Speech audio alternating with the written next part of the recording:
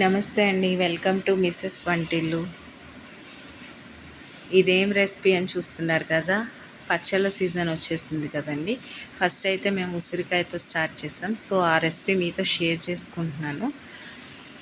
అయితే ఫస్ట్ ఒక కేజీ ఉసిరికాయలు నేను తీసుకున్నాను. ఆ కేజీ ఉసిరికాయలని బాగా వాష్ చేసుకొని క్లాత్‌తో తుడుచుకోవాలండి. కొంచెం కూడా వాటర్ లేకుండా. అయితే వాటిని ఏం చేయాలంటే ఫస్ట్ నేను వీడియోలో చూపించిన విధంగా ఒక్కొక్క కాయని తీసుకొని దానికి ఏమైనా మచ్చలు ఉంటే చాక్తో తీసేసి ఒక పిన్నీస్ తీసుకొని దానికి ఒక గీతలా గీసుకోవాలన్నమాట. ఆ గీత ఎందుకు అంటే మనం ఆయిల్లో వేయించినప్పుడు అలాగే తర్వాత పచ్చళ్ళలో కాయల్ని వేసేటప్పుడు ఉప్పు కారం బాగా లోపలికి వెళ్ళాలని కాయ లోపలికి అలా పిన్నిస్తో ఘాటు పెట్టుకుంటాం అనమాట. చూడండి, నేను వీడియోలో చూపించిన విధంగా ఏవైతే మచ్చలు ఉంటాయో కాయ మీద ఆ మచ్చలు తీసేసి పిన్నిస్తో ఘాటు పెట్టుకొని ఒక్కొక్క కాయని తడి లేకుండా చూసుకోవాలన్నమాట. కొంచెం తడున్నా సరే పచ్చడి అనేది పాడైపోతుంది. సో తడి లేకుండా చక్కగా ఇలా క్లీన్ చేసుకొని కాయల్ని పిన్నిస్తో ఘాటు పెట్టుకొని పక్కన పెట్టుకోవాలన్నమాట.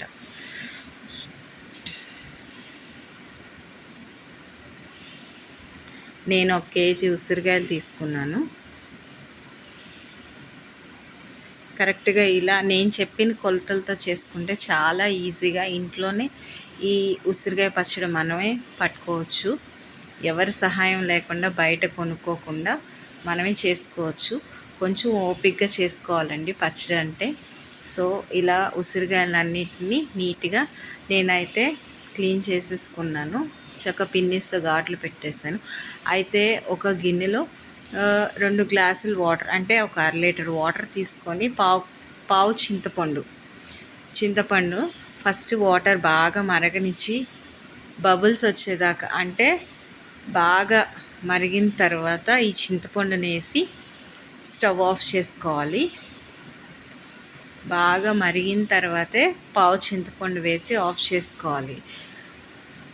1/2 లీటర్ వాటర్ అంటే పావు చింతపండుకి 2 పావులు వాటర్ అంటే 1/2 లీటర్ వాటర్లో పావు చింతపండు వేసి ఇలా చేసుకోవాలి. తర్వాత స్టవ్ వెలిగించి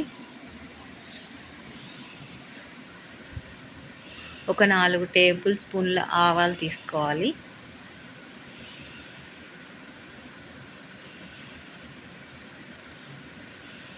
నాలుగు టేబుల్ స్పూన్లు అంటే ఒక్కొక్కటి 25 గ్రామ్స్ ఉండాలి.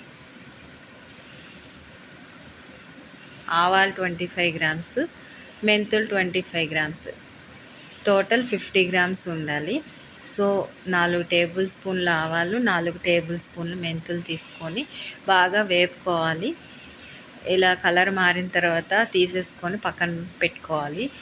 అలాగే మనం కేజీ ఉసిరికాయలు తీసుకున్నాం కాబట్టి పావు ఉప్పు, నేను పావుసేరు గ్లాస్తో చూపిస్తున్నాను. ఉప్పు అనేది సాల్ట్ కాదండి, కళ్ళుప్పు తీసుకొని మిక్సీలో వేసుకొని పక్కన పెట్టుకోవాలన్నమాట. కళ్ళుప్పు అయితేనే టేస్ట్ బాగుంటుంది. పచ్చళ్ళలో కళ్ళుప్పే ఎక్కువ యూజ్ చేస్తారు కాబట్టి దాన్ని మిక్సీలో వేసి పక్కన తీసుకోవాలి. అలాగే అదే మిక్సీ జార్లో ఇందాక ఏదైతే చింతపండు మనం నానబెట్టుకున్నాం కదా, ఒక 1/2 లీటర్ వాటర్లో పావు చింతపండు వేసి దాన్ని కొంచెం వాటర్ తక్కువగా ఉండేటట్లు మిక్సీలో వేసుకోవాలన్నమాట. కొంచెం కొంచెంగా తీసి మిక్సీలో వేసుకొని ఆ వాటర్ని పక్కన పెట్టేసి ఈ చింతపండు మొత్తాన్ని బాగా గ్రైండ్ చేసుకోవాలన్నమాట, పేస్ట్ లాగా. ఇదిగోండి, చింతపండు అనేది ఫస్ట్ మనం ఉడికించేటప్పుడే చింతపండులో గింజలు అవేం లేకుండా చూసుకోవాలి. అయితే తర్వాత స్టవ్ వెలిగించి ఒక పాన్ పెట్టుకొని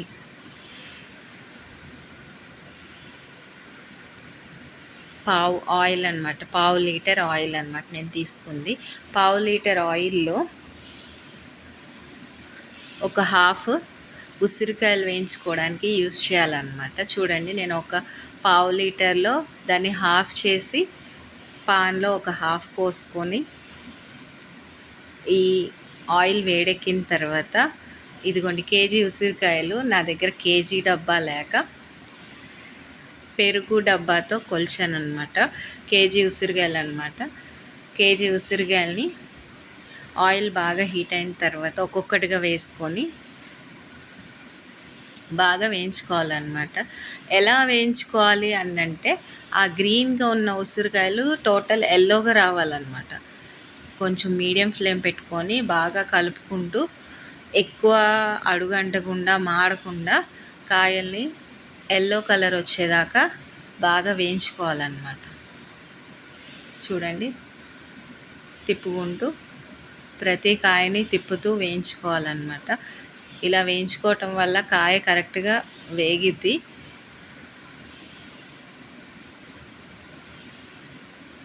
అక్కడక్కడ అడుగంటుతూ ఉంటాయి, అందుకే పద్దాక తిప్పుకుంటూ ఉండాలి కాయల్ని. చూడండి, మీడియం ఫ్లేమ్లో పెట్టినా అడుగంటుతున్నాయి. సో ఎక్కువ ఫ్లేమ్ రానివ్వకుండా లో ఫ్లేమ్లో పెట్టి చూడండి, ఎల్లోగా వచ్చేసినాయి కాయలన్నీ. సో ఈ కాయల్ని వేయించుకోవాలి ఇలాగా.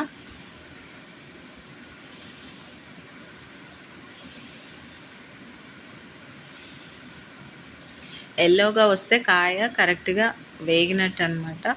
ఇంకొంచెం గ్రీన్ కలర్ అట్లా ఉన్నా సరే పచ్చివాసనగా కాయ అనేది పచ్చళ్ళలో వేసినప్పుడు ఊరదు. అందుకే చక్కగా ఎల్లో కలర్ వచ్చేలాగా ఉసిరికాయల్ని బాగా వేయించుకోవాలి. మీడియం ఫ్లేమ్లోనే వేయించాలి. కొంచెం హై ఫ్లేమ్ పెట్టినా ఇందాక ఫస్ట్ బ్రౌనిష్ కలర్ ఎలా వచ్చినాయి అలా వస్తాయి అన్నమాట. నేను ఫస్ట్ కొంచెం బ్రౌన్గా వచ్చినాయి అంటే హై ఫ్లేమ్ పెట్టేశాను తెలియక. తర్వాత కొంచెం లో ఫ్లేమ్లో ఫ్రై చేసుకున్నాను. చూడండి, చాలా జాగ్రత్తగా వేయించుకోవాలి. ఈ పచ్చళ్ళు అనేవి కొంచెం టైం టేకింగ్ ప్రాసెస్. ఎవరు చేస్తారని బయట కొనుక్కుంటారు, కానీ ఇంట్లో చేసుకుంటే చాలా బాగుంటాయి. సో ఒక కేజీ చేసుకుంటే పద్దాక పచ్చళ్ళు తినాం కాబట్టి ఎక్కువ రోజులే వస్తుందని నా ఒపీనియన్.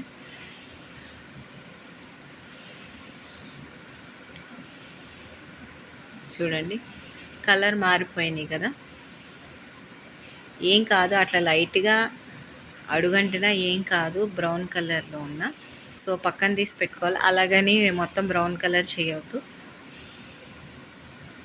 ఇలా అయిపోయిన తర్వాత ఇంకో పావు నూనె ఉంది కదా, అయితే మనం తాలింపు కూడా ముందే వేసి పెట్టేసుకుంటే చల్లారిద్ది పచ్చడి కలిపే లోపల. సో నేను తాలింపుని ముందే వేసేసుకున్నా.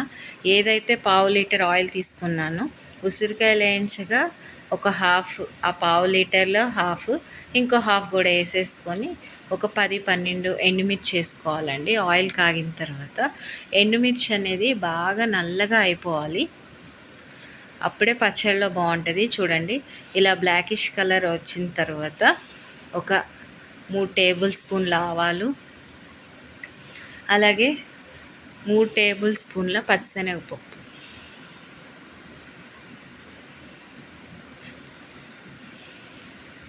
తాలింపులోకి 3 టేబుల్ స్పూన్ల ఆవాలు, ఒక 10-12 ఎండుమిర్చి, ఒక 3 టేబుల్ స్పూన్లు పచ్చిశనగపప్పు వేసుకొని కొంచెం మనం తాలింపు ఎలా వేసుకుంటాం అలాగే లైట్గా ఫ్రై చేసుకొని ఒక 4 రెబ్బల కరివేపాకు వేసుకోవాలన్నమాట. పచ్చళ్ళలో కరివేపాకు వేసుకున్న తడి లేకుండా వేసుకోవాలి. అలాగే ఒక 10 వెల్లుల్లి రెబ్బలు తీసుకొని కచ్చాపచ్చాగా నలగ కొట్టుకొని వేసుకోవాలి, మిక్సీ చేసుకొని. లేదంటే రోట్లో వేసుకున్నా పర్లేదు. ఇలా వేసుకొని కొంచెం ఫ్రై అయిన తర్వాత పక్కన తీసి పెట్టుకొని ఏ బేషన్లో అయితే మనం ఉసిరికాయలు వేసామో దాంట్లో 1 కేజీ ఉసిరికాయలకి అన్ని పావే తీసుకోవాలండి. అదిగోండి, పావు చింతపండు, పావు కారం, పావు ఉప్పు వేసుకొని మనం ఇందాక మెంతులు ఆవాలు తీసుకున్నాం కదా, అవి గ్రైండ్ చేసి వేసుకున్నాం. మళ్ళీ చెప్తున్నాను, కేజీ ఉసిరికాయలకి పావు చింతపండు, పావు కారం, పావు ఉప్పు, అలాగే ఒక 50 గ్రాముల ఆవాలు మెంతులు పొడి. ఇదిగోండి, ఇలా అన్నీ వేసుకొని బాగా కలుపుకోవాలన్నమాట. ఇది ఫస్ట్ అందరికి అనిపించింది అబ్బా పచ్చడి పట్టడం చాలా కష్టం, ఎవరు పడతారులే అని. చూడండి ఎంత ఈజీగా అయిపోయిందో. ఒక కేజీకి పావు పావు తీసుకుంటాం కదా, అలాగే 2 కేజీస్ అయితే దానికి హాఫ్ కేజీ అట్లా తీసుకుంటాం. సో ఈజీగా అయిపోయిద్ది. నాకైతే చాలా ఈజీగా అనిపించింది ఈ రెసిపీ మాత్రం. ఇలా కలిపేసుకున్న తర్వాత మనం ఏదైతే తాలింపు పెట్టుకున్నామో ఆ తాలింపు అంతా చల్లారిన తర్వాత వేసుకోవాలన్నమాట. అందుకే నేను తాలింపు అనేది ముందేసాను. సో చల్లారిన తర్వాత కలిపేసాను కదా. సో తాలింపు వేసిన తర్వాత ఒకసారి బాగా కలిపేసుకోవాలి పచ్చడిని. ఏ పచ్చడైనా సరే నిల్వ ఉండాలి అని అంటే ఉసిరికాయ పచ్చడి మెయిన్గా బయట పెడితే నలుపు వచ్చేస్తుంది. సో ఉసిరికాయ పచ్చడిని మాత్రం ఎప్పుడు ఫ్రిడ్జ్లోనే పెట్టుకోవాలి, తినే ముందు తీసుకొని వేసుకోవాలి, అప్పుడే ఫ్రెష్గా అనిపిస్తుంది. ఇదే కాదు ఏ పచ్చడి అయినా ఫ్రిడ్జ్లో పెట్టుకోవచ్చు అనేది నా ఒపీనియన్. నేనైతే ప్రతి పచ్చడి ఫ్రిడ్జ్లోనే స్టోర్ చేసుకుంటాను, ఎక్కువ కాలం వస్తుందని. సో మీరు ట్రై చేయండి ఫ్రిడ్జ్లో పెట్టుకోవడానికి. ఉసిరికాయ పచ్చడి మాత్రం మెయిన్గా ఫ్రిడ్జ్లోనే ఉంచుకోవాలి, కలర్ మారితే బాగోదు, టేస్ట్ కూడా. సో చాలా బాగా వచ్చింది పచ్చడి మాత్రం. సో మీరు ట్రై చేయండి. చూడండి ఇలా కలిపేసుకున్న తర్వాత ఉసిరికాయ పచ్చడిని స్టీల్ డబ్బా, అసలు పచ్చళ్ళు వేయడానికి స్టీల్ వాటిల్లో తీసుకోకూడదు, ప్లాస్టిక్ వాటిల్లో తీసుకోవాలి. సో ఇలా కలిపేసుకొని నేనైతే ఒక డే బయట ఉంచి తర్వాత ఫ్రిడ్జ్లో పెడతాను. కొంచెం ముక్కలకి ఉప్పు కారం అవన్నీ పడతాయి అని ఒక డే బయట ఉంచుతాను. ఉంచిన తర్వాత దాన్ని ఫ్రిడ్జ్లో స్టోర్ చేసుకుంటాను పచ్చడి మొత్తాన్ని. సో ఇదండి నా ఉసిరికాయ పచ్చడి రెసిపీ. మీ అందరికీ నచ్చిందా? మీ అందరికీ నచ్చితే నా ఛానల్ని సబ్స్క్రైబ్ చేసుకోండి, ఈ వీడియోకి ఒక లైక్ చేయండి, ఒక మంచి కమెంట్ ఇవ్వండి. సో ఇలా చేసుకుంటే ఉసిరికాయ పచ్చడి చాలా టేస్టీగా చాలా బాగుంటుంది. సో ఇలాగే ఇంకో పచ్చడి రెసిపీని నెక్స్ట్ వీడియోలో షేర్ చేస్తాను.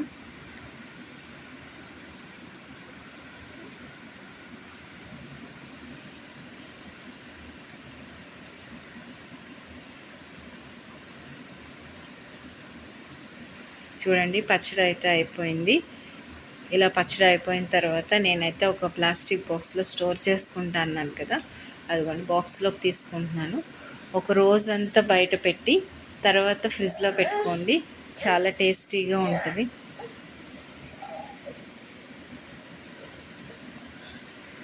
సో ఈ వీడియో మీకు నచ్చినట్లయితే నా ఛానల్ని సబ్స్క్రైబ్ చేసుకోండి, లైక్ చేయండి, ఒక మంచి కమెంట్ని అయితే ఇవ్వండి. Please subscribe my channel. Thank you.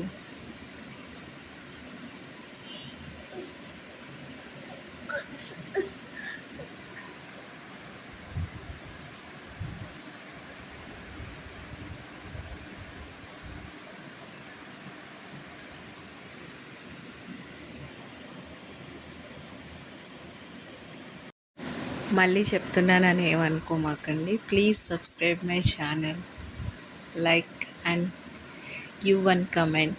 Thank you. Bye.